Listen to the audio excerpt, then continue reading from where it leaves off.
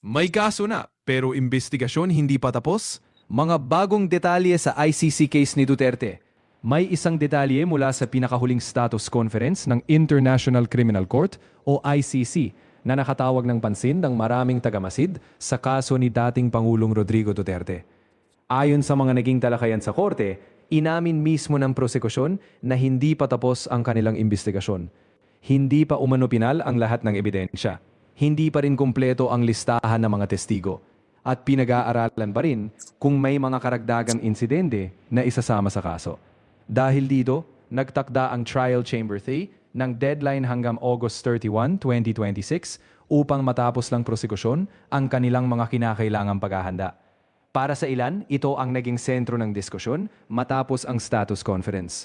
Ayon sa mga kritiko ng kaso, lumilitaw na nagpapatuloy pa rin ang pangangalap ng ebidensya kahit na kumpirma na ang mga sakdal at nakatakda na ang susunod na yugto ng paglilitis.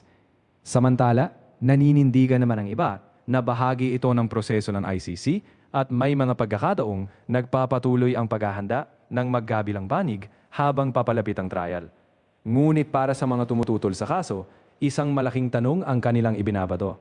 Kung hindi pa tapos ang investigasyon, bakit nakarating na sa puntong nakumpirma na ang mga kaso at nakatakda na ang mga susunod na hakbang ng paglilitis?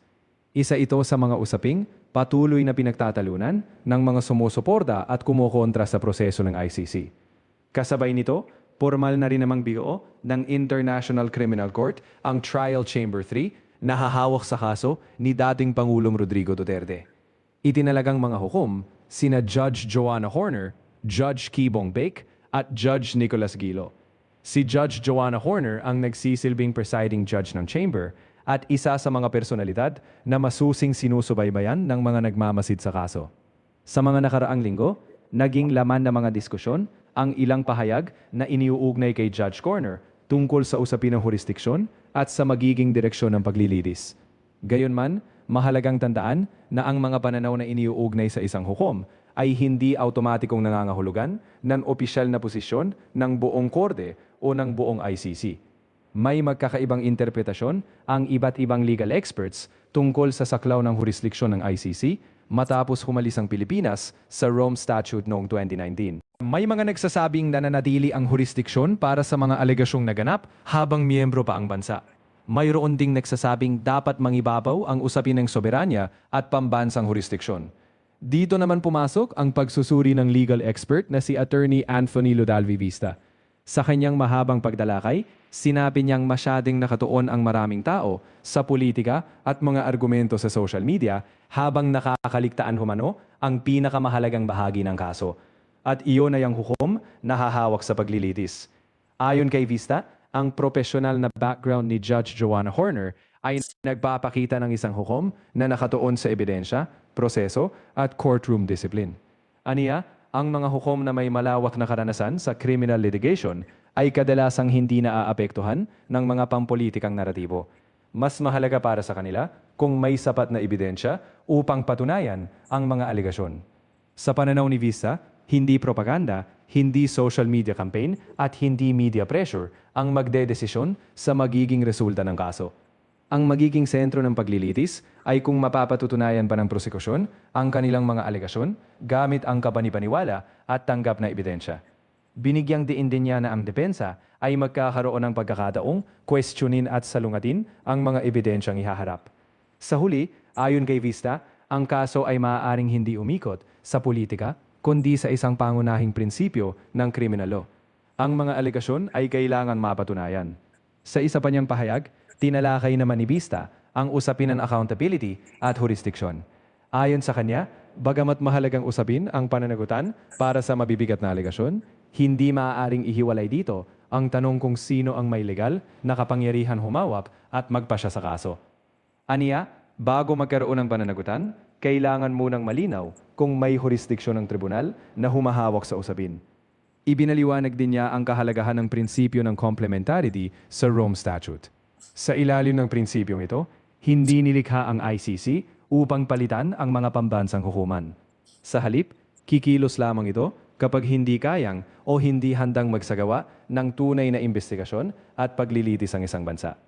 Samantala, nagbigay rin ng komento si Dr. Richard Mada. Ayon sa kanya, mahalagang bahagi ng usapan ang naging bahayag tungkol sa umano'y hindi pagbasa ng lahat ng 109 na speeches ni dating Pangulong Duterte bilang bahagi ng ebidensya. Para kay Mata, nagpapakita ito na ang magiging batayan ng korte ay hindi basta mga talumpati o pahayag lamang. Sa kanyang pananaw, mas magiging mahalaga kung anong konkretong ebidensya ang ihaharap ng magkabilang panig. Habang nagpapatuloy ang debate sa Pilipinas, may mga lumulutang ding pananaw mula sa ibang bansa. Isa rito ang naging posisyon noon ni Dr. H. Muladi ng Indonesia sa panahon ng pagtalakay sa Rome Statute. Ayon kay Muladi, dapat manatiling komplementary lamang ang papel ng ICC. Ibig sabihin, dapat muna umanong mabigyan ng pagkakataon ang mga lokal na hukuman na gampanan ang kanilang tungkulin bago pumasok ang isang internasyonal na tribunal. Binigyang diin niya na ang pangunahing layunin ng prinsipyo ng complementarity ay tiyaking kikilos lamang ang ICC kapag hindi na kayang maghatid ng hustisya ng pambansang sistema. Patuloy namang hinahati ng mga pananaw na ito ang opinyon ng publiko. May mga naniniwalang dapat magpatuloy ang proseso ng ICC. Mayroon ding nagsasabing dapat manaig ang soberanya at jurisdiksyon ng sariling bansa. Habang nagpapatuloy ang mga legal na argumento, isang paalala naman ang ibinahagi ng content creator na si Alvin and Tourism para sa mga taga-suporta ni dating Pangulong Duterte. Ayon sa kanya, dapat maging maringat sa pagkalat ng mga impormasyon, lalo na sa social media. Babala niya, maraming hindi beripikadong balita at maling impormasyon ang umiikot online. Aniya, ang mga ganitong impormasyon ay hindi nakatutulong sa sinumang panig at maaari pang makasira sa kredibilidad ng mga page at content creators na nagbabahagi nito. Pinayuhan niya ang publiko na ugaliing berebigihin muna ang impormasyon bago ito ipakalat. Maghanap ng mapagkakatiwalaang source, ihambing ang mga ulat, at tiyaking may sapat na batayan ang anumang balitang ibinabahagi. Sa huli, habang papalapit ang susunod na mahahalagang yugto ng kaso ni dating Pangulong Rodrigo Duterte sa ICC, isang bagay ang malinaw. Patuloy pa ring umiikot ang debate sa tatlong pangunahing usapin. Una, sapat na ba ang ebidensyang hawak ng prosekusyon? Ikalawa, ano ang magiging bigat ng usapin ng jurisdiksyon at complementarity? At ikatlo, sa pagdating ng paglilitis, ebidensya ba o mga naratibo sa labas ng korte ang mananaig? Ang mga tanong na ito ay inaasahang mas malinaw na masasagot sa mga susunod na buwan habang nagpapatuloy ang proseso sa The Hague.